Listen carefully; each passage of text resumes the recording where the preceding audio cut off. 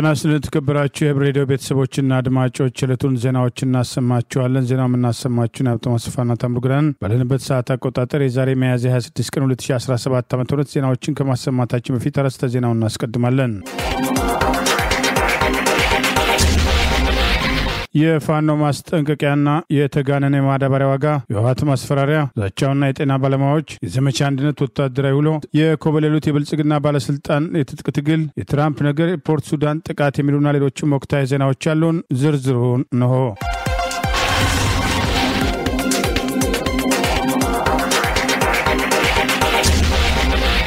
በአማራ ህዝብ ላይ በብሪት ጦርነት የከፈተውና ዛሬም የተለያዩ ወንጀሎችን በህዝቡ ላይ እየፈጸመ የሚገኘው አገዛዝ የአማራን ህዝብ ለማደየት ቆርጦ መነሳቱን በመግለጽ የአማራ ፋኖ በጎጃም በተጋነነ ዋጋ ማዳበሪያ አርሶ አደሮች እንዳይገዙ ጥሪ አቀረበ። በድርጊቱ የተሳተፉ አሻሻጮችም እንዲጠነቀቁ አሳስበዋል።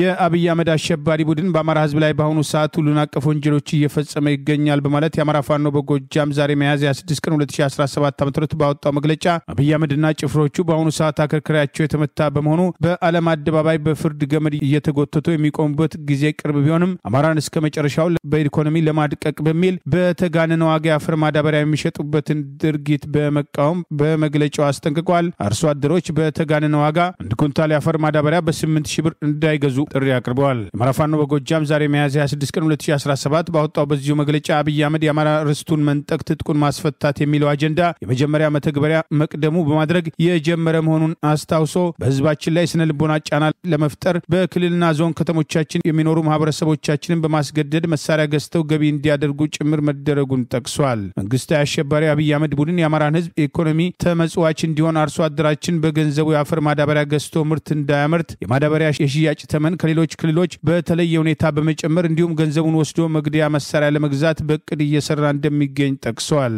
አብይ አህመድ እና ጭፍሮቹ በአሁኑ ሰዓት አከርካሪያቸው የተመታ በመሆኑ በዓለም አደባባይ በፍርድ ገመድ እየተጎተቱ የሚቆሙበት ጊዜ ቅርብ ነው ያለው የአማራ ፋኖ በጎጃም መግለጫ ማዳበሪያን በተመለከተ ከዓመት ዓመት አርሶ አደሩን አለስልሶ የኢትዮጵያን ህዝብ የሚመግበውን የአማራ ገበሬ በኃይል በመውረድ ከላይ በድሮንና በጀት ከምድር በታንክና በእግረኛ በየቤቱ እየገባ በመጨፍጨፍ ሳያንስ የኢኮኖሚ አሻጥር ውስጥ በማስገባት ማዳበሪያ በመከልከልና እጅግ በተጋነነ ዋጋ ለሽያጭ በማቅረብ በህዝባችን ላይ ኢኮኖሚ ጦርነት አውጇል በማለት መግለጫው ጠቅሷል። በዚህም የአፈር ማዳበሪያ ለሽያጭ ያቀረበበት ዋጋ የአማራን ገበሬ የሀገር ጀርባ አጥንት የካደ ብቻ ሳይሆን ህልውናውን ለማጥፋት በተጋነነ ዋጋ ለመሸጥ እየተዘጋጀ በመሆኑ መላው አርሶ አደራችን አሁን በቀረበበት ዋጋ ማለትም በ8,000 ብር እንዳትገዙ እናሳስባለን ሲል ጥሪ አቅርበዋል። የህልውና አደጋ ገጥሞት ራሱን ከወራሪ ጠላት እየተከላከለ በሚገኘው አማራ ገበሬ ላይ የገንዘብ ትርፍ ለማግኘት ከወንበዴው ስርዓት ተመሳጥራችሁ በህገወጥ መንገድ የአፈር ማዳበሪያ አስቀምጣችሁ በተጋነነ ዋጋ ለመሸጥ የተዘጋጃችሁ ነጋዴዎች በትክክለኛው ተመን የማትሸጡ ከሆነ ድርጅቶችን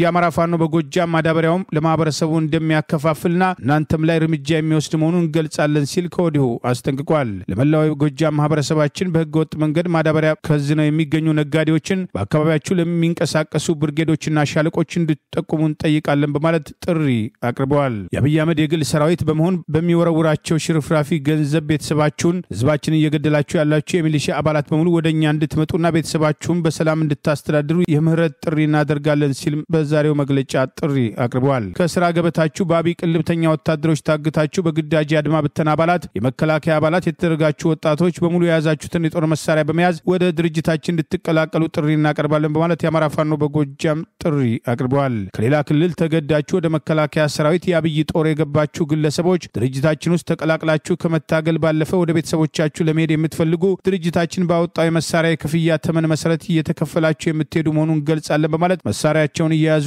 ፋኖን ለሚቀላቀሉ ከሌላ አካባቢ ለመጡ የአብይ አገዛዝ ስልጣን አስጠባቂ ወታደሮችም ዳግም ጥሪ አቅርበዋል። በመናደርገው የህልውና ተጋድሎ ውስጥ የግል ጦር መሳሪያ ታጣቂዎች ታላቅ ተጋድሎ እያደረጋቸው የምትገኙ መሆኑን ይታወቃል ያለው ይህ መግለጫ ነገር ግን በድርጅታችን ባለው የፋኖ አደረጃጀት ውስጥ ተጠርንፎ ለመታገል ሁኔታዎች ያልፈቀዱላችሁ የግል ታጣቂዎች ለድርጅታችን በውሰት እንድታስረክቡ ስንል እናሳስባለን በማለት በውሰት የሰጣችሁበትን መታወቂያ መጣል ወይም ለሶስተኛ ወገን አሳልፈው መስጠት በጥብቅ የተከለከለ ነው ሲል አስታውቋል። በህዝባችን ላይ የተደረገ ያለውን ይፋዊ ኢኮኖሚ ጦርነት ለመከላከል ማንኛውም ይህል ነጋዴ ላልተወሰነ ጊዜ ከቦታ ቦታ ይዞ መንቀሳቀስ በጥብቅ የተከለከለ ነው በማለት የአማራ ፋኖ በጎጃም ዛሬ ባወጣው መግለጫ አስጠንቅቋል።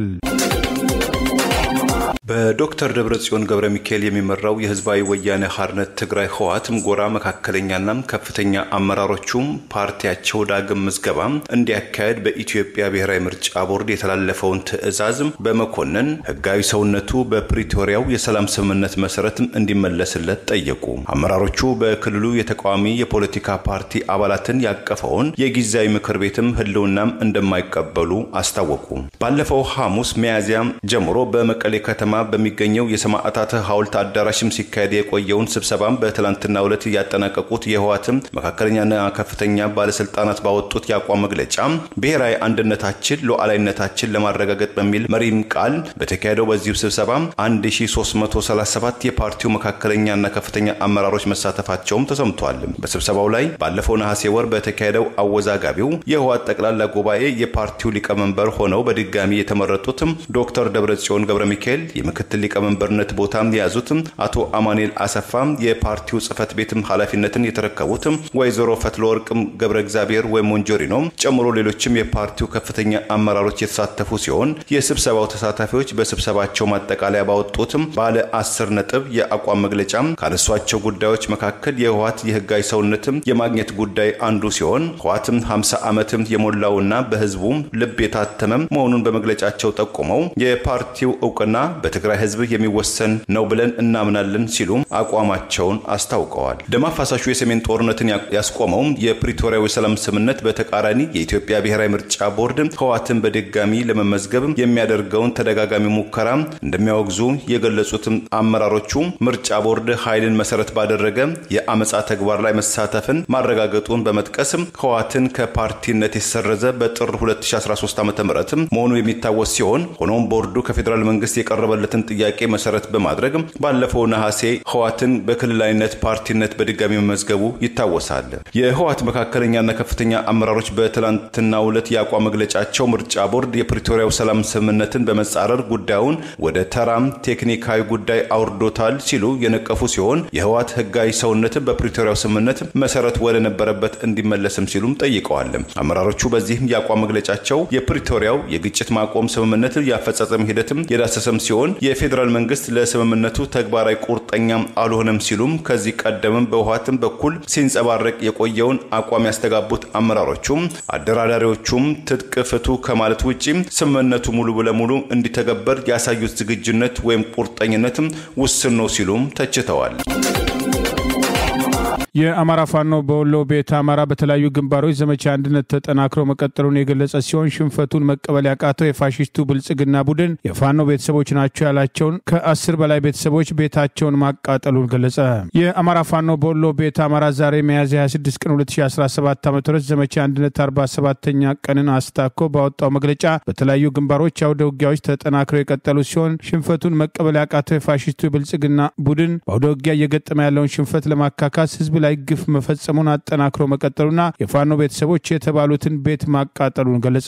የአማራ ፋኖ በወሎ ቤት አማራ በዚሁ መግለጫ ሁለንተናዊ ሽንፈቱን እየተከናነበ ያለው አገዛዝ በህዝብ ላይ ግፍ መፈጸሙን አጠናክሮ መቀጠሉን የጠቀሰ ሲሆን ከዚህ ጋር ተያይዞም በአውደ ውጊያ በአሳምነው ክፍለ ጦር በርካታ ወዳደር ሚሊሻዎች የተደመሰሱበት አገዛዝ የጉባ ላፍቶ ወረዳ የሐራ ሚሊሻዎችን ለጥፋት በመላክ ላስቴ ገራዶ ላይ 9 የአሳምነው ክፍለ ጦር ነበልባሎችን ቤተሰብ እንዲሁም ዶሮ ግብር የአንድ ፋኖ ቤተሰብ በአጠቃላይ 10 የፋኖ ቤተሰቦችን ቤት በማቃጠል ጸረ አማራ ተግባራቸውን አጠናክረው ቀጥለውበታል ሲል አስታውቋል። ይህን አስነዋሪ ጸረ አማራና ጸረ ህዝብ ተግባር በአገዛዙ ከፍተኛ የሰሜን ወሎ ዞን አመራሮች ትዕዛዝ የተፈጸመ መሆኑን የጠቀሰው መግለጫ ዓላማው በአውደ ውጊያ ያጡትን ድልና የደረሰባቸውን ኪሳራ በርስ በርስ ግጭትና በማህበረሰብ መካከል መጠራጠርን በመፍጠር ከገቡበት አዘቅት ለመውጣት እንደ መውጫ ስልት እየተጠቀሙበት መሆኑን ለማረጋገጥ መቻሉንም ጠቅሷል። የአማራ ፋኖ በወሎ ቤት አማራ በዚሁ መግለጫ መላው ሰራዊታችንና ህዝባችን የአማራ ህዝብ የህልውና ትግል ከህልውና ባሻገር የአገር ባለቤትነትም ለመሆን የሚደረግ ትግል መሆኑን ልብ በማለት በአገር አፍራሾች ጸረ ህዝብ ተግባር ሳንዘናጋ ሙሉ ትኩረታችን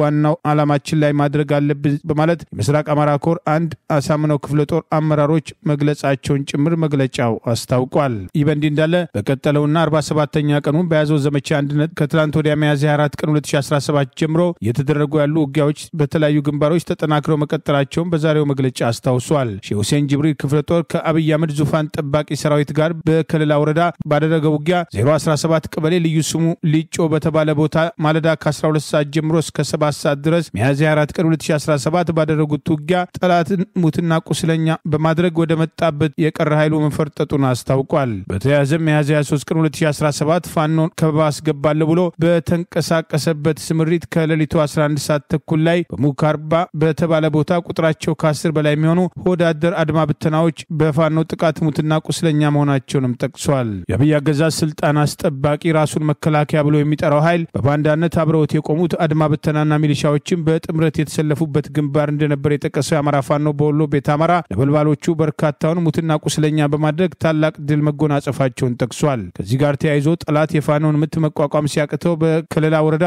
ያሉ ወጣቶችን ፋኖ ናችሁ በሚል ማሳበቢያ እያፈሰ በከለላ ወረዳ በደገር 01 ቀበሌ ብቻ በአንድ ቀን 30 ወጣቶች ማፈኑን እንደ ወረዳ የያዙት እቅድም 300 ወጣት አፍነው ለምልምል ወታደር ለማቅረብ ኮታ ተሰጥቷቸው እየተንቀሳቀሱ መሆኑን ገልጿል። የአማራ ፋኖ በወሎ ይህንን ድርጊት ለመክታት የተለያዩ እርምጃዎችን መውሰዱን አጠናክሮ እንደሚቀጥል የአማራ ፋኖ በወሎ ቤተ አማራ ንጉስ ሚካኤል ኮር ወታደራዊ ዋና አዛዥ አርበኛ ከረም መሐመድ መግለጹን በዚሁ መግለጫ አስታውሷል። የኢትዮጵያ መንግስት የጤና ባለሙያዎች ላቀረቡትም ጥያቄዎች ምላሽ እንዲሰጣቸው የኢትዮጵያ ሕክምና ባለሙያዎች ማህበራት የኢትዮጵያም ድንገተኛና ጽኑ ሕክምና ባለሙያዎች ማህበር እንደዚሁም የኢትዮጵያ አንስቴቲክ ማህበር ጥሪ አቀረቡ። የኢትዮጵያ ጤና ባለሙያዎች ማህበር ፕሬዝዳንት ዮናታን ዳኛው የኢትዮጵያ አንስቴቲክስ ባለሙያዎች ማህበር ፕሬዝዳንት ዶክተር አህመድ ሲራጅና የኢትዮጵያ ድንገተኛም ጽኑ ሕክምና ባለሙያዎች ማህበር ፕሬዝዳንት ዶክተር ወልደሰንበት ዋግነው የጤና ባለሙያዎችም የተከፈላቸው ያለው ዝቅተኛ ደሞዝ እንዲሻሻል የትርፍ ሰዓት ክፍያ በአግባቡ እንዲከፈላቸው አገልግሎት እየሰጡ በሚገኙበት ጊዜም ለበሽታም ሲጋለጡ ህክምና እንዲያገኙ ቤት ወይም የቤት መስሪያ ቦታ እንዲሰጣቸው የነጻ ትራንስፖርት አገልግሎት ጨምሮ ሌሎችም ጥቅማ ጥቅሞችም የአመታት ጥያቄዎች በመሆናቸው በአስቸኳይ እንዲመለሱ ሲሉም ጠይቀዋል። የጤና ባለሙያም ጥያቄ የዳቦ ጥያቄ ነው ያሉትም ዶክተር ዮናታን ጠቅላይ ሚኒስትር አብይ አህመድ ወደ ስልጣን ሲመጡ ባለፈው 2011 በዘርፉ ጉዳዮች ላይ ከጤና ባለሙያዎች ጋር በነበራቸው ውይይት የተናገሩትን አስታውሰው በ2015 ዓ.ም ለህዝብ ተወካዮች ምክር ቤት ጠቅላይ ሚኒስትር ጽፈት ቤት ለጤና ሚኒስቴር ለሲቪል ሰርቪስም ኮሚሽን በዝርዝር የጤና ባለሙያዎችም ጥያቄዎችን ማቅረባቸውን የገለጹት ፕሬዝዳንቱ ሆኖም እስካሁን ይህ ነው የሚባል ምላሽ ወይም አውንታይ ምላሽም አላገኘንም ብለዋል። የመንግስት የጤና ተቋማትም ከዘመኑ አብረው የማይሄዱና ተወዳዳሪ ባለመሆናቸው ህብረተሰቡም ችላ እያላቸው ደሃ ብቻ የሚታከምባቸው ሆነዋል። እውነታውም ይህ ነው ያሉትም ዶክተር ዮናታን የጤና ባለሙያዎች ወደ ሌሎችም ተቋማትም እየፈለሱ መሆናቸውንም አስረድተዋል። እነዚህና መሰል ጥያቄዎች እየተመለሱ ባለመሆናቸው ባለሙያዎች ወደ ተለያዩ አገሮች ለስደት እየተዳረጉ መሆናቸውን የገለጹት የማህበራቱ ፕሬዝዳንትም የጤናው ዘርፍም ከሲቪል ሰርቪስ ማዕቀፍም እንዲወጣም ተደርጎ በቦርድ እንዲተዳደር እንዲደረግና አጠቃላይ ችግሮችም በአፋጣኝ ምላሽ እንዲሰጧቸው ሲሉም ጥሪ አቀርበዋል። በሚያዝያም 9 2017 ዓ.ም የጤና ሚኒስትሯም ዶክተር መቅደስም ዳባም ከጤና ሙያ ማህበራት ተወካዮች ጋር በጤና ዘርፍ ባሉ ሁኔታዎች በተሰሩ ስራዎች እየተተገበሩ ባሉ እቅዶች ላይ ውይይት ማድረጋቸው ያስታወሱት ዶክተር አህመድ ሲራጅ የጤና ባለሙያዎችም የሚያነሷቸው ጥያቄዎች በሚኒስትሩ እየታዩና እየተለያዩ እንደሆነ እንደተነገራቸውና የደረስንበትም እናሳውቃቸዋለን መባላቸውንም ገልጸዋል። ሆኖም እያንዳንዱ ጥያቄም ተለይቶ ይህ ነው የሚባል መልስ በመድረኩ እንዳልተጠቀሰ ሲናገሩ ዶክተር ወልደሰንበትም በበኩላቸው በአጭር ጊዜም ጠብቁ የሚል ቁርጥ ያለ መልስም እንዳልተሰጣቸውም አክለዋል። የአማራ ፋኖ በጎጃም ባህር ዳር በሚገኘው መኮድ በተባለው ያገዛዙ ስልጣን አስጠባቂ ጦር ወታደራዊ ካምፕ ላይ ከባድ መሳሪያ ጥቃት መሰንዘሩን ገለጸ። አብይ አህመድ ፈርቶ ለማስፈራራት መስቀል አደባባይ የሚያደርጋቸው ወታደራዊ ትርኢቶች ስርዓቱን ከሽንፈት እንደማያድነው ተገለጸ።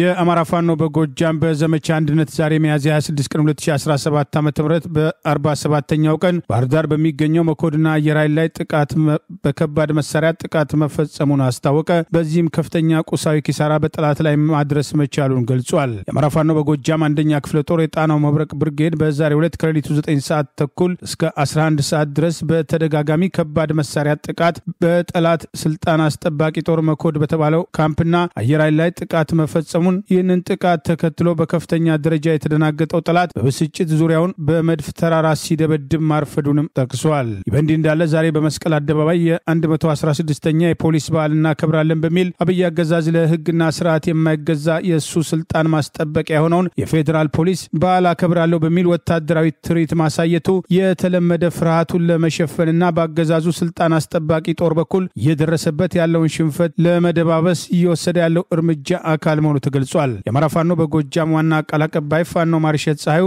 አብይ አህመድ ያመጣውን ጠመንጃ ለአማራ እያስታጠቀ መስቀል አደባባይ ላይ የጎምና ያገዳ ክምር ሰብስቦ ለማስፈራራት ሲሞክር ነበር። ከዓመት በፊት አዳዲስ የሜካናይዝድ መሳሪያ ገዝቻለሁ መርቁልኝ፣ ጦርነቱንም በ30 ቀን ጨርሳለሁ ሲሉ የነበሩት አስታጥቄ ዛሬም አለኝ የሚሉትን የባሮ ሽንኩርት ሰብስበው እነርሱ ተሰብስበው ሲጽናኑ ውለዋል። ይህም ድም ሲል እልም የሚለው ኃይልን እንጦጦ እንኳን መጠበቅ አይችልም በማለት አማራ በግርማ ሞገስ እየመጣል ነው በማለት የመስቀል አደባባዩን ወታደራዊ ትርኢትና አብይ አህመድን ንግግር ተችቷል። አብይ አህመድ እንደተለመደው ዛሬም መስቀል አደባባይ ላይ ፌዴራል ፖሊስ የታጠቃቸውን ብረት ለበስ ተሽከርካሪዎች ጨምሮ ወታደራዊ ትርኢት በማሳየት አገሪቱን በጦርነት እያመሰ ስልጣኑን በጠመንጃ ለማስቀጠል ያለውን ፍላጎትና እየተፍረከረከ ለመጣው ስልጣን አስጠባቂ ጦር ሞራል ግንባታ ለማዋል የተዘጋጀበት ትርኢት ተብሎ ተተችቷል። በእንዲህ እንዳለ አገዛዙ ስልጣን አስጠባቂ የፌዴራል ፖሊስ የፍርድ ቤት ትዕዛዝ አላከብርም በማለት በማህበራዊ ሚዲያ የአማራ ብሔር ተወላጅ የፖለቲካ እስረኞች የሆኑ የምክር ቤት አባላት አቤቱታን ተከትሎ ፍርድ ቤቱ እንዲያቀርብ ትዕዛዝ ሲሰጠው ትዕዛዙን አለማክበሩ ዳኞችን ማስቆጣቱን ጠቅሰን መዘገባችን አይዘነጋም። በተያያዘ ዜና የአማራ ፋኖ በጎጃም በላይ ዘለቀ ክፍለ ጦር ትላንት ሚያዝያ 25 ቀን 2017 ዓ.ም በተለያዩ ግንባሮች ያደረገውን ውጊያ ተከትሎ ከፍተኛ ድል መቀዳጀቱን ዛሬ ሚያዝያ 26 ቀን 2017 ባወጣው ዝርዝር መረጃ አስታውቋል። ያገዛዙ አለ የሌላ ኃይሉን በመጠቀም ከደብረ ማርቆስ 150፣ ከቢቸና 150፣ ከፈለገ 218፣ ከደብረ ወርቅ 160፣ ከአንበር 88፣ ከወጀል ደጀና ጢቅ የትኖራ 360 አጠቃላይ 1126 የሰው ኃይልና ከባድ መሳሪያዎችን በመያዝ የስምንተኛው በላይ ዘለቀ ክፍለ ጦር በሚያስተዳድራቸው ወረዳዎች የገባ ቢሆንም ጀግኖቹ የጠላትን ኃይል እንደ ቅጠል ሲያረግፉት መዋላቸው ተጠቅሷል። በዚህም ትላንት ሚያዝያ 25 ቀን 2017 በነበረው ውጊያ በዲማ ጊዮርጊስ ግንባር ብቻ 13 የጠላት ኃይል ሲደመሰስ 11 መቁሰላቸውን አባ ኮስትር ብርጌድ በነማይ ወረዳ የቀባሃናና ጉንዳን አርግፍ እንዲሁም መንግስቶ ቀበሌዎች ላይ ከደባይ ጮቄ ብርጌድና ሶማ ብርጌድ ጋር በጋራ በመሆን 63 የጠላት ኃይል ሲደመሰሱ 28 መቁሰላቸውን ጠቅሶ ትላንት በነበረው ውጊያ ከ80 በላይ የጠላት ኃይል በተለያዩ ግንባሮች መደምሰሱን ከነዚህ መካከል አንድ የ50 አለቃ ማዕረግ ያለው አመራር የተወገደ ሲሆን ያገዛዙ ስልጣን አስጠባቂ ኃይል እስከ ወዲያኛው መሸኘታቸውን ከ59 በላይ መቁሰላቸውን የአማራ ፋኖ በጎጃም 8ኛው በላይ ዘለቀ ክፍለ ጦር ቃል አቀባይ ፋኖ ይበልጣል ጌቴ ዛሬ ባወጣው ዝርዝር መረጃ አስታውቋል። የአማራ ፋኖ አንድነት በጎንደር የራስ አሞራ ውብነ 3ኛ ኮር ያያሌው ብሩ ክፍለ ጦርና የሰሜን ብርቅዬ ክፍለ ጦር የተውጣጣ ኃይል በጠላት ላይ ወሰደውን ወታደራዊ እርምጃ ተከትሎ ድል መቀዳጀቱን አስታወቀ። በሌላ ግንባርም ውጊያው ተጠናክሮ መቀጠሉን ገልጿል። በቅርቡ የጎንደር ፋኖዎች በጎጃም ከፋኖ ጋር ግንባር ፈጥሮ ያደረጉት ወታደራዊ እርምጃ የፋኖን ቀጠናዊ ትስስርና ፋኖ የመንደር ሳይሆን የአማራን ሕዝብ ነጻ ለማውጣት እስከ 4 ኪሎ የሚያደርገው እንቅስቃሴ አካል መሆኑን የአማራ ፋኖ አንድነት በጎንደር ሜጀር ጀነራል ዋንታባ ተኮር ጉና ክፍለ ጦር ስር የሚገኘው ስቴት ደንሳ ብርጌድ ቃል አቀባይ ገለጸ። የአማራ ፋኖ አንድነት በጎንደር በዘመቻ አንድነት 47ኛ ቀን ዛሬም በተለያዩ ግንባሮች ውጊያ ተጠናክሮ መቀጠሉን የራስ አሞራው ውብነ 3ኛ ኮር አያሌው ብሩ ክፍለ ጦርና የሰሜን ብርቅዬ ክፍለ ጦር የተውጣጣ ኃይል በጋራ በሰሩት የተጠና ኦፕሬሽን ከኪኖ ወደ ደባርቅ ሲሄድ የነበረ ያገዛዙ ወንበር ጠባቂ ኃይል አንድ ፓትሮል ሙሉ ለሙሉ ተመቶ 9 ስልጣን አስጠባቂ ወታደሮች ሲደመሰሱ የቀሩት መቁሰላቸው ታውቋል። በሌላ አቅጣጫ ለመንቀሳቀስ የሞከረው ጠላት በጀግኖቹ ከበባ ውስጥ የወደቀ ሲሆን ይህን የተረዳው የብልጽግና ቡድን ከጃናሞራ ወደ መረባ ኃይል ማንቀሳቀሱና ይህን ተከትሎ በሌላ ግንባር ውጊያ ተጠናክሮ መቀጠሉን ያገኘነው መረጃ ይገልጻል። ይህ በእንዲህ እንዳለ ከአማራ ፋኖ አንድነት በጎንደር ሜጀር ጀነራል ዋንታባ ተኮር በጉና ክፍለ ጦር ስር ከሚገኙት ብርጌዶች አንዱ ስቴት ደንሳ ብርጌድ በቅርቡ በምስራቅ ጎጃም ሞጣ አካባቢ አይጥፋዘር ላይ ከአማራ ፋኖ በጎጃም መብረቁ ተፈራ ብርጌድ ጋር ግንባር በመፍጠር ያደረጉ ያደረጉትን ወታደራዊ እርምጃ ተከትሎ ሻለቃ ፍቃድ ያለባቸውና በባን ላይ የተሰዉ ቢሆንም የጋራ ትግላቸው ውጤታማ እንደነበር የስቴደንሳ ብርጌድ ዋና ቃል አቀባይ ፋኖ ሀብታሙ ጌትነት አስታወቀ። የጋራ ወታደራዊ ኦፕሬሽኑ ፋኖ የመንደር ሳይሆን እስከ 4 ኪሎ ለመጓዝ ቀጠናዊ ትስስርን የሚያጠናክርበት እርምጃ አካል መሆኑን ወደፊትም ይሄው ተጠናክሮ እንደሚቀጥልና በሁሉም ቦታ የአማራ ህዝብን ህልውና ለማስከበር እንደሚታገሉና 4 ኪሎን ግብ ያደረገው እንቅስቃሴ ተጠናክሮ እንደሚቀጥልም አስታውቋል። ቀጠናዊ ትስስሩና የጋራ ወታደራዊ እርምጃውን በተመለከተ በቃል አቀባዩ በኩል ዛሬ ማብራሪያ ሰጥቷል። ፋኖ አንድነት በጎንደር ኮራንድ ከጉና ክፍለ ጦር ስቴደንሳ ብርጌድ የህዝብ ግንኙነት አርበኛ ሀብታሙ ጌትነት እስካሁን ድረስ እስኪ ባደረጋችሁት ከጠላት ቀጠና ውስጥ ላይ ባለው ሁኔታና የጠላትን እንቅስቃሴ እንዴት እንደነበረ በእናንተም ላይ እስካሁን ጉዞ ያደረጋችሁት ራብ ጥማት አለ፣ ብዙ እንግልት ነገር አይታችኋል። ያሰለፋችሁትን ነገር እስኪ አንዳንድ ነገር። እሺ አመሰግናለሁ። ያው በራ ቆራርጠን ወንዝ ተሻግረን የጓሮ ታጋይ ወይም የመንደር ታጋይ አለመሆናችንን አሳይተናል። ለዚህም የሞጣ አካባቢ ምስክር ነው። አደረግነውም ተጋድሎ አይጥፋዘር ከተማ ላይ ለሞጣ 2 ሰዓት በእግር በመኪና የ20 ደቂቃ በምትሆን ከተማ ላይ ተጋድሎ አድርገናል። ለዚህም የሞጣ አካባቢ ማህበረሰብ የኋላ ደጀን በመሆን ይህ እንደምታዩት ይህ ዋርካ ለኛ በረሃውን እንደሚከልል ሁሉ የሞጣ ህዝብ ደግሞ የኋላ ደጀን በመሆንና እኛን ከተለያዩ ከመራብ ከመጠማትና ብዙ ገዛዎችን በማድረግ ድል እንድንቀዳጅ አድርጎናል። ድሉም በጣም አስደሳች ነበረ። ከህብረተሰቡ ጋርም በጋራ በመሆን የድላችንን አጣጥመናል። ለሌላ ለተለያዩ ኦፕሬሽኖችም ራሳችን እያዘጋጀን እንገኛለን። በየትኛውም አቅጣጫ ይሆን ኦፕሬሽን መስራት እንደምንችል አሳይተናል። የውባንተ ልጆች ነን። ነገም ዛሬም አማራ ያሸንፋል። አመሰግናለሁ።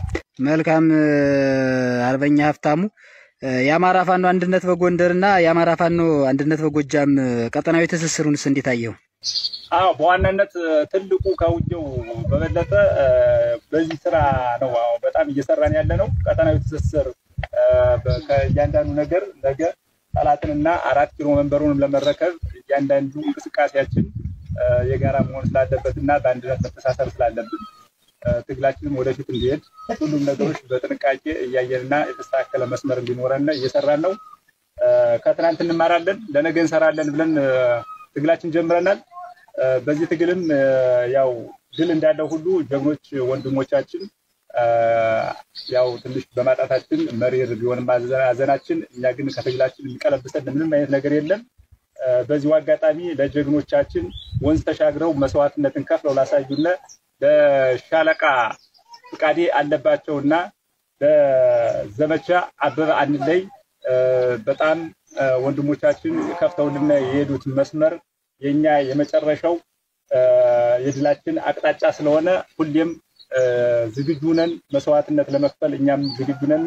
የአባቶቻችንን ታሪክ እናስመልሳለን። አመሰግናለሁ። የአሜሪካው ፕሬዝዳንት ዶናልድ ትራምፕ የልደት በዓላቸውና የመከላከያው ዓመታዊ ክብረ በዓልን በአንድ ቀን ለማክበር መወጠናቸው አነጋገረ። ፕሬዝዳንት ዶናልድ ትራምፕ ራሳቸውን የካቶሊካዊት ቤተክርስቲያን ሊቀ ጳጳስ አድርገው መሳላቸው ቁጣም ቀሰቀሰ። የአሜሪካው ፕሬዝዳንት ዶናልድ ትራምፕ 250ኛውን የአሜሪካ መከላከያ ተቋም ዓመትና የራሳቸውን 79ኛው የልደት በዓልን በመጪው ሰኔ ወይም በፈረንጆቹ ጁን 14 2025 በወታደራዊ ሰልፈኞች በታንከኞችና የጦር አውሮፕላኖች በዋሽንግተን ዲሲ ጎዳናዎችና ሰማይ ላይ እንደሚያከብሩ ተሰምቷል። እንደ ኤንቢሲ ኒውስ ዘገባ ፕሬዝዳንት ዶናልድ ትራምፕ በቅድመ የስልጣን ዘመናቸው ከፍተኛ ወታደራዊ ሰልፍ እንዲካሄድ ወጥነው እንደነበረ ይሁን እንጂ ያስከትላል የተባለው ከፍተኛ ወጪ የመንገዶች በከባድ ወታደራዊ ተሽከርካሪዎች ይጎዳሉ የሚለው ስጋት ፕሮግራሞቹ ቢቋረጡ በመጪው ሰኔ ወር ግን ፕሮግራሙ ይካሄዳልም ተብሎ ተጠብቋል። በዚህ በዚህም እቅድም 6600 የአሜሪካ ወታደሮች 150 ወታደራዊ ተሽከርካሪዎች በመድር ላይ 50 የአሜሪካ የጦር አውሮፕላኖችና ሄሊኮፕተሮች በዋሽንግተን ዲሲ ሰማይ ላይ ይበራሉ ተብሏል። ለዚህም በትንሹ 45 ሚሊዮን የአሜሪካን ዶላር የሚፈጅም ሲሆን የቀደመው የፕሬዝዳንት ዶናልድ ትራምፕ ወታደራዊ ሰልፍ እቅድ የሰሜን ኮሪያና የሩሲያን ወታደራዊ ሰልፎችንና ክብረ በዓላትን የሚያስታውስ ነው ሲሉ በርካታዎችም ስጋት አዘልና ትችታቸውን ሲያቀርቡም ቆይተዋል። ከዋይት ሃውስ የወጣው መረጃ እንደገለጸው ፕሬዝዳንት ዶናልድ ትራምፕ ይህንን የመከላከያው ልደት በዓልና የራሳቸውን የትራምፕን 79ኛው የአሜሪካ መከላከያ ሰራዊት መጨረሻው ልደት በዓልና የራሳቸውን የዶናልድ ትራምፕን 79ኛው ልደት በዓልን በተመሳሳይ ቀን ያከብራሉ ተብሏል። የአሜሪካ መከላከያ ሰራዊት የመጨረሻውን ወታደራዊ ሰልፍ በዋሽንግተን ዲሲ ጎዳና ላይ ያደረገው የኢራቅ ጦርነትን መጠናቀቁን በማስመልከት እንደ ፈረንጆቹ አቆጣጠር በ1991 እንደነበረም መረጃዎችም ጠቁመዋል። የአሜሪካም ታንኮችም ከባድ የጦር መሳሪያዎች በዋሽንግተን ዲሲ ጎዳናዎች ላይ እንዲተርመሰመሱ ከተፈቀደ የመንገዱ መጎዳት አይቀሬ መሆኑን ይታሰብበትም ሲሉ የዲሲው ከንቲባ ሞሬል ባወር ለመገናኛ ብዙሃን ስጋታቸውን ገልጸዋል። በዚህ እንዳለ ፕሬዝዳንት ዶናልድ ትራምፕ በሰው ሰራሽ አስተውሎት ወይም AI በመጠቀም ራሳቸውን የካቶሊካዊት ቤተክርስቲያን ሊቀ ጳጳስ አድርገው ያቀረቡበትና በማህበራዊ ትስስር ገጻቸው ያጋሩበትም አውድም በካቶሊክም ቤተክርስቲያን እምነት ተከታዮች ዘንድም ከፍተኛ ነቀፌታ እያስከተለ ይገኛል። በነጩ ቤተ መንግስታቸው ይፋይ ማህበራዊ ትስስር ገጽ የተጋራው የፕሬዝዳንት ትራምፕ ምስልን በኒውዮርክ የሚገኘው የካቶሊካዊት ጉባኤም ዶናልድ ትራምፕ በእምነታችን ላይ እየቀለዱ ነው በማለትም ቅሬታውን ገልጿል። ቤተክርስቲያኒቱ በመቀጠልም ክቡር ፕሬዝዳንት በዚህ ምስል ላይ ምንም አይነትም ጥበብም ሆነ የሚያስቅ ነገር የለም። ተወዳጁ አባታችን አቡነ ፍራንሲስን ገና መቅበራችን እየታወቀ የእምነት አባቶቻችን ቀጣው ሊቀ ጳጳስ ለመምረጥ የጥሞና ጊዜ በጀመሩበት ወቅት ይህ ምስል ማጋራት ማላገጥ ነው ብሎታል። የሃይማኖቷም መሪዋን በቅርቡ ያጣችው የካቶሊክ ቤተክርስቲያን ቫቲካን በበኩሏም በትራምፕ ጉዳይና ምስል ዙሪያ እስካሁን አስተያየትም ኦፊሴላዊ በሆነ መልኩ ከመስጠትም ተቆጥባለች። ከአፋር ወደ ኤርትራ የኮበሉት ባለስልጣን የትጥቅ ትግል መጀመራቸው የተገለጸ ነው። ኤርትራ ለትግራይ ሰብአዊ አገልግሎት የሚውል ወደብ መፍቀዷን የሚጠቅሱ መረጃዎች ይወጡ ነው። የቀድሞ ሜቴክ ዋና ስራ አስፈጻሚ የሆኑት አምባሳደር የአብይ አገዛዝ ከህወሓት ጋር ዳግም ጦርነት ለመግባት ያለውን እቅድ ያሳያል የተባለ አስተያየታቸውን ሰጥተዋል። በአብይ አህመድ የሚመራው ብልጽግና ፓርቲ የተወሰነ ቡድን ፍላጎት የሚያሳካና በተረኝነት እየሄዱበት ያለው እርምጃ አፋር ህዝብን አይጠቅምም በሚል ከአፋር ክልል በቅርቡ ከነ አጃቢዎቻቸውና ተሽከርካሪ ወደ ኤርትራ የኮበለሉት የብልጽግና ፓርቲ የክልሉ ከፍተኛ አመራርና የካቢኔ አባል የትጥቅ ትግል ለመጀመር መወሰናቸውን የሚጠቅሱ መረጃዎች ወጥተዋል። የአፋር ክልል ምክር ቤት አባልና የክልሉ እንስሳትና ተፈጥሮ ሀብት ልማት ቢሮ ኃላፊ ሀጂ ኢብራሂም ኡስማን ሚያዝያ 11 ቀን 2017 ዓ.ም ከአጃቢዎቻቸው ክልሉ መድቦላቸው ከነበረው ተሽከርካሪና ሹፌር የተወሰኑ ታጣቂዎችን በመጨመር አገዛዙ በአፋር ህዝብ ላይ ያደረሰ ያለውን ሁሉን አቀፍ የማግለልና የማራቆት እርምጃ በመቃወም ወደ ኤርትራ መኮብለላቸውን ጠቅሰን መዘገባችን አይዘነጋም። ሀጂ ኢብራሂም ኡስማን የብልጽግና ቡድን በኃይል ለመገርሰስ በአፋር ህዝብ ላይ የተጫነውን ግፍ በመቃወም የትጥቅ ትግል ለመጀመር መወሰናቸውን የሚጠቅሱ መረጃዎች እየወጡ ነው። ይህ በእንዲህ እንዳለ የኤርትራ መንግስት በይፋ መግለጫ ባይሰጥም በዶክተር ደብረጽዮን ገብረ ሚካኤል ከሚመራ የህወሓት ቡድን ጋር ውስጡን ባደረገው ስምምነት ለሰብአዊ አገልግሎት የኤርትራ ወደቦችን የትግራይ ክልል እንዲጠቀም መፍቀዱን የሚጠቅሱ መረጃዎች ወጥተዋል። ለኤርትራ መንግስት ከቀረቡ ምንጮች በኤክስ ወይም ትዊተር ገጽ በተሰራጨው መረጃ አንዳንድ የትግራይ የዶክተር ደብረጽዮን ቡድን ደጋፊ አክቲቪስቶችም መረጃውን በስፋት ሲያጋሩት ተስተውሏል። በሌላ በኩል የአብይ አገዛዝ ደጋፊ የሆኑና በአቶ ጌታቸው ረዳ የሚመራው አዲስ ፓርቲ ለማቋቋም እየተንቀሳቀሰ ያለው ቡድን ደጋፊነታቸው በግልጽ የሚታወቀው የትግራይ ተወላጆች ጭምር ህወሓት ከኤርትራ መንግስት ጋር እያደረገ ያለው እንቅስቃሴ ከጊዜ ወደ ጊዜ አድጓል፣ እርምጃ ሊወሰድ ይገባል የሚል አስተያየት ሲሰጡም ተስተውሏል። ይህ በእንዲህ እንዳለ የቀድሞ ሜቴክና የአሁኑ የኢትዮ ኢንጂነሪንግ ግሩፕ ዋና ስራ አስፈጻሚ አምባሳደር ሱሌማን ደደፎ በህወሓት ላይ ጠንካራ እርምጃ መውሰድ ያስፈልጋል የሚል አስተያየት በኤክስ ትዊተር ገጻቸው ላይ መስጠታቸው አነጋጋሪ ሆነዋል። ይህም የአብይ አገዛዝ ዳግም የጦርነት እቅድን ያሳያል የተባለው የቀድሞ የአምባሳደር ሱሌማን ደደፈው አስተያየት የጸረ ኢትዮጵያ ቡድን በህዝብ ተጋድሎ ከስልጣን ከተወገደበት ጊዜ ጀምሮ እስከዛሬ ድረስ በህገወጥ መንገድ ሲሰራ ቆይቷል በማለት ህወሓት በሰሜን ዕዝ የመከላከያ ኃይላችን ላይ ጥቃት ከከፈተ ጊዜ አንስቶ እስከዛሬ ድረስ የሀገራችን ህልውና የሚፈታተኑ በርካታ ህገወጥ ድርጊቶች እየፈጸመ ይገኛል። ይህ ቅጥረኛ ቡድን አሁንም ለሌላ ዙር ወታደራዊ ዘመቻ እየተዘጋጀ ከውጭ ጠላቶቻችን ድጋፍ የሚያገኝበትን ሁኔታ ለማመቻቸት እየተላላከ እንደሚገኝ እየተሰማ ነው። ይህ ክልላዊ ፓርቲ ለመሆን የሚያስችለው ህጋዊ መስፈርቶችን እንኳን ሳያሟላ በህገወጥ መንገድ እየተንቀሳቀሰ የሚገኘው ዘረኛ ቡድን አንዳንድ ጊዜ ግልጽ ባልሆነ መንገድና ምክንያት ዓለም አቀፍ ግንኙነቶችን ሲያካሄድ እያስተዋል ነው። ህጋዊ ህልውና የሌለው ይህ ማፊያ ቡድን በማንኛውም ምክንያት የሀገራችን ሉዓላዊነት እስከ መጻረር በሚደርሱ ድርጊቶች ላይ እንዲሰማራ ሊፈቀድለት አይገባም። ህወሓት በብዙ በቂ ምክንያቶች ወንጀለኛ ቡድን በመሆኑ የሀገራችን ብሔራዊ ደህንነት እየተጻረረ መቀጠል የለበትም በማለት ህወሓት ጋር ዳግም መቅጠም እንደሚፈልጉ ያሳያል የተባለውን አስተያየታቸውን አስፍረዋል። አብይ አህመድ ከዚህ ቀደም ዶክተር ደብረጽዮን ገብረ ሚካኤልን አዲስ አበባ ጠርቶ ከፋኖና ከኤርትራ መንግስት ጋር የሚተባበሩ ከሆነ ሰሜኑን ጋዛ አድርጋለሁ በማለት መፎከሩ በጊዜው ሰፊ መወያ መሆኑ አይዘነጋም። የቀድሞ የፖለቲካ እስረኛ ለልብ ህሙማን ከፍተኛ አስተዋጽኦ በማድረግ በኢትዮጵያ ቀዶ ጥገናው እንዲደረግ ጉልህ ድርሻ የነበራቸው ዶክተር ፍቅሩ ማሩ ከዚህ ዓለም በሞት ተለዩ። በኢትዮጵያ በግል ህክምናው መስክ በሀገሪቱ የመጀመሪያ የሆነውን አዲስ የልብ ህክምና ሆስፒታልና ታዝማ የውስጥ ደዌና የቀዶ ልዩ ህክምና ማዕከል መስራች የሆኑትና የቀድሞ የፖለቲካ እስረኛ ካርዲዮሎጂስት ዶክተር ፍቅሩ ማሩ ከዚህ ዓለም በሞት መለየታቸው ታውቋል። በአዲስ አበባ ፈረንሳይ ለጋ ሲሆን በተለምዶ ጉራራ ተብሎ በሚጠራው አካባቢ በ1943 ዓ.ም የተወለዱት ካርዲዮሎጂስቱ ዶክተር ፍቅሩ ማሩ እድሜያቸው ለትምህርት ሲደርስ በኮከበ ጽባህ ቀዳማዊ ኃይለ ሥላሴ ትምህርት ቤት የመጀመሪያ ደረጃ ትምህርታቸውን ተከታትለዋል። የሁለተኛ ደረጃ ትምህርታቸውን አሰላ በሚገኘው ራስ ዳርጌ ትምህርት ቤት የተከታተሉት ዶክተር ፍቅሩ በ1960ዎቹ መጀመሪያ ለሀገር ፍቅር ከነበራቸው ጥልቅ ስሜት በመነሳት የጊዜውን የኢትዮጵያ አየር ኃይልን ምልመላ ትምህርታቸውን አቋርጠው የተቀላቀሉ ሲሆን በወቅቱ አየር ኃይልን ለመቀላቀል ከተመለመሉ 27 እጩ አባላት መካከል አንዱ እንደነበሩ የህይወት ታሪካቸው ይገልጻል።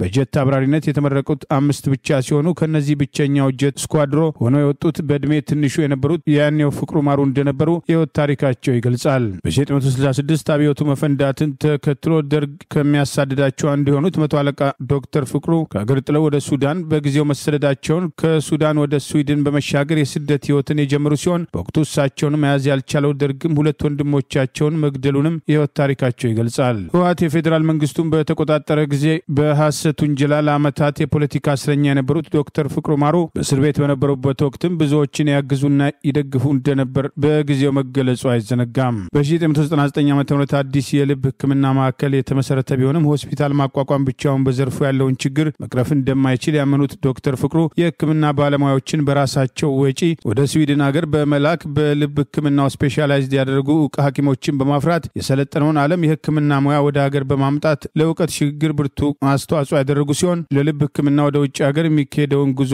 ለማስቀረት ባለፉት 10 ዓመታት ሀገሪቱ ልታጣ የምትችለውን ውጭ ምንዛሪ በማስቀረት አሻራቸውን ያኖሩት ዶክተር ፍቅሩ በአዲስ ካርዲያክ የማይሰጡ የልብ ህክምናዎችን የሚደረግበት ታዝማ የውስጥ ደዌና የቀዶ ህክምና ማዕከል በመመስረት ለላቀ ደረጃ በማብቃትም ከፍተኛ አስተዋጽኦ ማድረጋቸው ተጠቅሷል። በጥቁር አንበሳ የሚሰጠውን የልብ ህክምና ለማዘመን ያላሰለሰ ጥረት ሲያደርጉ የቆዩት ዶክተር ፍቅሩ በተለያዩ ጊዜያት በውድ ዋጋ የሚገዙ አላቂ ህክምና መሳሪያዎች በእርዳታ በማቅረብ አስተዋጽኦ ማድረጋቸውም ተጠቅሷል። የልብ ህሙማን ማዕከል እንዲመሰረት የግል ቦታቸውን ጭምር በመስረት ህንፃ እንዲገነባ ማድረግ ራሱን ችሎ እንዲንቀሳቀስ በማድረጋቸው ከፍተኛ አስተዋጽኦአቸው ይጠቀሳል። ላለፉት 19 ዓመታት በቤት ኪራይ አገልግሎት ሲሰጥ የቆየውን አዲስ የልብ ህክምና ማዕከል በዘርፉ የሀገሪቱ ልህቀት ማዕከል ለማድረግ ከነበራቸው ጥልቅ ፍላጎት በመነሳት ለመኖሪያነት በገዙት መሬት ላይ ደረጃውን የጠበቀ ባለ 8 ወለል ህንፃ በመገንባት በቅርቡ ሆስፒታሉ ወደ አዲስ ምዕራፍ በማሸጋገር ላይ የነበሩ ሲሆን ባጋጠማቸው የጤና እክል ምክንያት በስዊድን ሀገር ህክምናቸውን ሲከታተሉ ቆይተው በተወለዱ በ74 ዓመታቸው ከዚህ ዓለም ድካም አርፈዋል። ካርዲዮሎጂስት ዶክተር ፍቅሩ ባለትዳርና የሁለት ልጆች አባት እንዲሁም የ4 የልጅ ልጆች አያት ሲሆኑ የዶክተር ፍቅሩ ማሩ የቀብር ስነ ስርዓት በስዊድን ሀገር የሚፈጸም ሲሆን በሀገር ውስጥ ሀዘን መካፈል ለሚፈልጉ አዲስ አበባ ጃክሮስ እግዚአብሔር አብ ቤተክርስቲያን አጠገብ ከቪዥን ትምህርት ቤት ጀርባ በሚገኘው መኖሪያ ቤታቸው መድረስ እንደሚችሉ የሐኪሞች ገጽ ባወጣው የህይወት ታሪካቸው አስታውቋል። የቀድሞ የፖለቲካ እስረኛና ለህዝባቸው ከፍተኛ አስተዋጽኦ ባደረጉ ባደረጉት ዶክተር ፍቅሩ ማሩ ህልፈት የተሰማንን ሐዘን እየገለጽን ለቤተሰቦቻቸው ወዳጅ ዘመዶቻቸውና ለህዝቡ መጽናናትን እንመኛለን። ዶክተር ፍቅሩ ማሩን ህልፈት ተከትሎ በእስር ቤት እያሉ እንደሚያውቃቸው የጠቀሰው ጋዜጠኛ ይድነቃቸው ከበደ በተደጋጋሚ ጊዜ ይጠይቃቸው እንደነበርና ለብዙዎች ፈጥኖ ድራሽ እንደነበሩ በኢትዮጵያ ውስጥ ከ8 ዓመት በፊት በሙያው የሰለጠነ አንድም ኢትዮጵያ የልብ ሐኪም ባልነበረበት ወቅት 6 ሐኪሞች ወደ ስዊድን በመላክ ልዩና ዘመናዊ የልብ ስፔሻሊስት ሰልጥነው ወደ ሀገራቸው በመመለስ ፈርቀዳጅ የሆነው ሕክምና በሀገራቸው ውስጥ እንዲያከናውኑ የተደረገ ቢሆንም በህወሓት መራሹ የኢህአዴግ አገዛዝ ስርዓት ወቅት 5 ዓመት የግዞት እስር ቤት መታሰራቸውን አስታውሶ በግንቦት 2005 ዓ.ም ከቀድሞ የገቢዎች ጉምሩክ ባለስልጣን ጋር የጥቅም ግንኙነት በማድረግ ክስ እንዲቋረጥ አድርገሃል ተብለው የሐሰት ክስ የተመሰረተባቸው ሲሆን ከ3 ዓመት የተጓተተ የፍርድ ሂደት በኋላ ምንም አይነት የሰነድም ሆነ የሰው ማስረጃ ሳይቀርባቸው በሰሚ ብቻ ክስ እንዲከላከሉ ፍርደ ገምድል ውሳኔ ተሰጥቶባቸው እንደነበር አስታውሷል። ያልበቃ ብሎ በቅሊንጦ ማረሚያ ቤት በተነሳው ቃጠሎ የ23 ታራሚ ህይወትና ንብረት ለወደመበት ዶክተር ፍቅሩ ማሩ የገንዘብና የማስተባበር እርዳታ አድርገዋል፣ ግንቦት 7 ለተባለ ሽብርተኛ ቡድን በማድረግ ተሳትፈዋል በሚል እስከ 15 ዓመት ጽኑ እስራት አለበለዚያ ሞት የሚያስፈርድ ሐሰተኛ ክስ ተመስርቶባቸው እንደነበር አስታውሶ የሁሉ መከራ አልፎ ዶክተር ፍቅሩ ማሩ ግንቦት 7 ቀን 2010 ዓ.ም ከእስር መፈታታቸውን ጠቅሶ በኢህአዴግ ህወሓት ዘመን በግፍ እስር ለዓመታት የማቀቁ ታዋቂ የልብ ቀዶ ጠጋኝ ሐኪም ዶክተር ፍቅሩ ማሩ በ1960ዎቹ ኢትዮጵያ አየር ኃይል አብራሪ የነበሩበትን ሁኔታ በማስታወስ ከእስር ከተፈቱም በኋላ በሙያቸው የተቻላቸውን ሁሉ ሲያደርጉ የቆዩት ኢትዮጵያን ከልብ በእውቀትና በርህራሄ ያገለገሉ ስመጥር የልብ ሐኪም ሰብአዊ ተሳታፊና ሀገራዊ ጀግና ነበሩ ሲል አስታውሷቸዋል። እኛም በዶክተር ፍቅሩ ማሩ ሞት የተሰማንን ሐዘን እየገለጽን ለቤተሰቦቻቸው ወዳጅ ዘመዶቻቸው መጽናናት እንመኛለን። በሱዳኑ ፈጥኖ ደራሽ መሪው ጀነራል መሐመድ ደጋሎ ወይም ሐምዲት የሚመራው የሱዳን ታጣቂ ቡድን የፖርት ሱዳን በሰው አልባ አውሮፕላን ወይም በድሮን መታ። ከፖርት ሱዳን ወደ አዲስ አበባ ኢትዮጵያ የተያዘው የአውሮፕላን በረራም ለጊዜው መቋረጡም ተሰማ። በትላንትናው ዕለት በሱዳንና በኤርትራ ድንበር ከሰላ አካባቢ የድሮን ጥቃት የፈጸመው የሱዳን ፈጥኖ ደራሽ ታጣቂ ቡድን የጦርነቱን ታክቲክ በመለወጥ ከመዲናይቱ ካርቱም በግምት 650 ኪሎ ሜትር ሰሜናዊ አቅጣጫ የምትገኘው የጀነራል አብዱል ፈታህ አልቡርሃማን ቁልፍ ወታደራዊ ቤዝ የሆነችውን ፖርት ሱዳን ላይ ዛሬ የድሮን ጥቃት መፈጸሙን የወታደራዊ ቃል አቀባይ ብርጋዴር ጀነራል ናቢል አብዱላሂ ማረጋገጣቸውን ጥቃቱም በጦር መሳሪያ ማከማቻ ላይ የተደረገ የአጥፍቶ ማጥፋትም እርምጃ መሆኑን የመካከለኛው ምስራቅ ጋዜጣ ዘ ናሽናል ዘግቧል። የድሮን ጥቃቱም ከፍተኛ ፍንዳታ ማስከተሉን መጋዘንና የሲቪል ተቋማትም መውደማቸውን የተናገሩት ጀነራሉ ስለደረሰው ሰብአዊ ኪሳራ ግን ዝርዝር ማብራሪያም ከመስጠትም ተቆጥበዋል። የሱዳን ፈጥኖ ደራሽ ቡድን በድሮን የሚያደርገው ጥቃት ወታደራዊ የስነ ልቦናም ተጽዕኖ ለመፍጠር እንጂ ሲቪሊያኖች በሚኖሩበትም አካባቢ ወታደራዊ የበላይነትም ወይም መሬትን የመግዛትም ብቃትም አለመሆኑን የዘገበው ዘገባው በትላንትናው ዕለት የከሰላ አውሮፕላን ጣቢያን በድሮን ያጠቃው የፈጥኖ ደራሹ ታጣቂ ቡድን ዛሬ በፖርት ሱዳን ያደረሰው ጥቃትን ተከትሎ ወደ ኢትዮጵያ አዲስ አበባ የተያዘው የአውሮፕላን በረራም ለጊዜው ከደህንነት ስጋትም አኳያ መቋረጡን 5 የአገር ውስጥም የአውሮፕላን በረራዎች መቋረጣቸውን ተሳፋሪዎችም ለጋዜጣው ተናግረዋል። የጀነራል አልቡርሃማን ጦር ባለፈው መጋቢት ወር ከ2 ዓመት መሸሽ በኋላ የካርቱም ቤተመንግስትና አውሮፕላን ጣቢያውን ቢቆጣጠርም የአውሮፕላን ጣቢያው በመውደሙ ለአገልግሎትም ከመስጠት መቆጠቡም ተዘግቧል።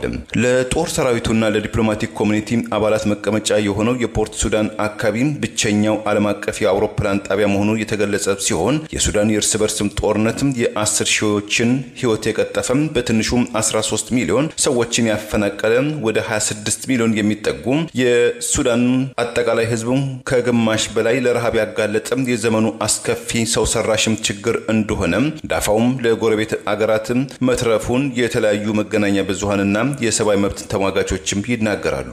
በፖርት ሱዳን ላይ ዛሬ ደርሷል ስለተባለው የድሮን ጥቃት እስከ አሁን ድረስ ከፈጥኖ ደራሹ ታጣቂ ቡድን በኩል የተሰጠ ማረጋገጫ ማስተባበያም የለም። ለዛሬ ያሉን ዜናዎች እነዚህ ናቸው። ዜናውን ስታደምጡ ለቆያችሁ የህብር ሬዲዮ ቤተሰቦችና አድማጮች ምስጋናችን ድረሳችሁ። የህብር ሬዲዮ ኦፊሻል ዩቲዩብ ቻናላችንን ሰብስክራይብ ያላደረጋችሁ ሰብስክራይብ በማድረግ በተጨማሪም የደውል ምልክቱን በመጫን የህብር ሬዲዮ ቤተሰብ እንድትቀላቀሉ በአክብሮት እንጋብዛለን። እንደወትሮው ሁሉ የህብር ሬዲዮ ቤተሰቦች ፕሮግራሞቻችንን ላይክ በማድረግ ሼር በማድረግ አስተያየቶቻችሁን በመስጠት አብሮነታችሁን ትገልጹ በአክብሮት እንጠይቃለን። በድጋሚ እናመሰግናለን። ጤና ይስጥልን። ቸር እንቆይ።